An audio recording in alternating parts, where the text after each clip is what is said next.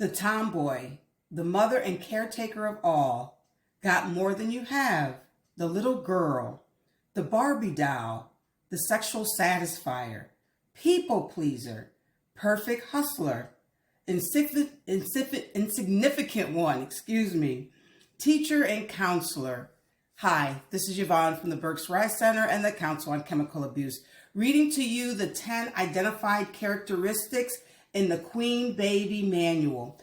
We've been talking about Queen Baby during Women's History Month, and we were talking about Queen Baby as a characteristic overall that sometimes women who are feeling insignificant about themselves, for themselves, how they may manifest those characteristic behaviors to try and fit in, to try and feel comfortable with themselves.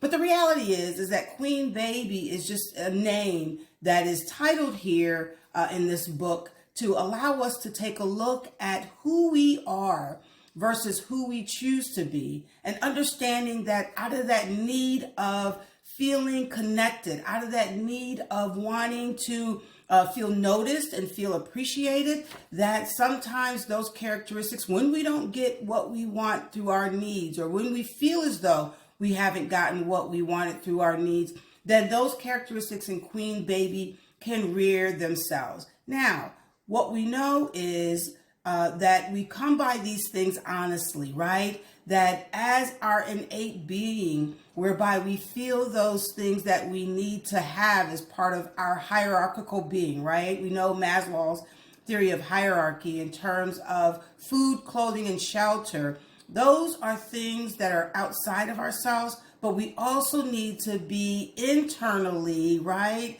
fed, nurtured. And when we don't get it from the outside, or when we're not taught to how to give that to ourselves from a natural place, then we look outside of ourselves to make sure that we're fulfilled, to make sure that at least we like who we are. But as we go through our journey of recovery, we learn that we are enough, we do enough, and we are okay with who we are, and just need to find that grounding within inside of us. We all have a spiritual being. We all have a spiritual light that is significant in and of ourselves, and we just need to tap into her and let her know that she is okay. So I want to kind of summarize things as we conclude the end of Women's History Month. It talks about once we accept our lives as results of our choices, we are free to change. We can look at those characteristics and relationship styles that we identify with and develop a plan for change. In order for that change to occur, we must also believe that it is possible. In order for us to revisit our previous character and how we see that they fit in recovery, if they do, we realize that we need to get our needs met while minimizing our vulnerability. In other words, ask for help. We need to be realistic and accept that changing our roles will also change our relationships. There may be people in our lives who are uncomfortable with the change, and who we choose to leave behind and redefine our relationships is only for our betterment. Our priority has to be recovery as we work towards decreasing behaviors and attitudes that undermine our self-esteem and ability to honestly get our needs met. The process of change is a journey, not a destination. Let me say that again. The process of change is a journey, not a destination. We claim spiritual progress, not spiritual perfection. This allows us to move forward in our own pace and determine our own path. We will take one step forward and 2 steps back at first. As we grow in our recovery program, we find that we are taking 2 steps forward and 1 step back. As we continue, we take fewer steps back. The process will be the result of a rigorous program of sobriety and involvement in a 12-step leader fellowship, along with a solid commitment into relationships with our sponsor, fellow 12-steppers, higher power, and most important, a truthful, intimate relationship with ourselves. I'm reminded of that prayer. God, grant me the serenity to accept the things that I cannot change, the courage to change the things that I can, and the wisdom to know the difference.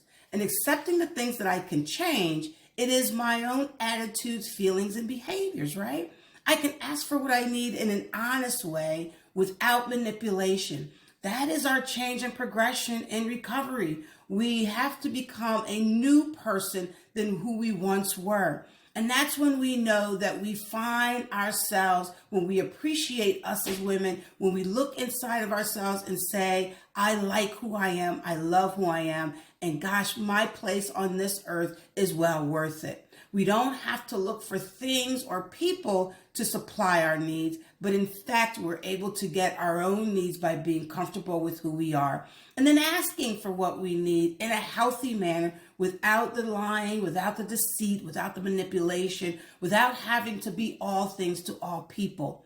Queen Baby, I encourage all of you, if you haven't had an opportunity to read through this entirely and find out where you are and how you can change, this is a wonderful little booklet. It's not very long. I think there have been snippets that I have been sharing with you that I hope will resonate with you. And I hope it's been curious enough for you that you want to pick up your own copy. You can go on Amazon, or I'm sure a local bookstore that sells books, and you'll be able to find this. And it's really well worth the read. I have enjoyed celebrating Women's History Month with you. I hope you've been able to take away a couple little nuggets and really begin to appreciate the woman that you are. I celebrate you. I hope that you celebrate yourself. Be good to yourself. More importantly, be well in sobriety, in recovery, in well-briety, and your journey may continue.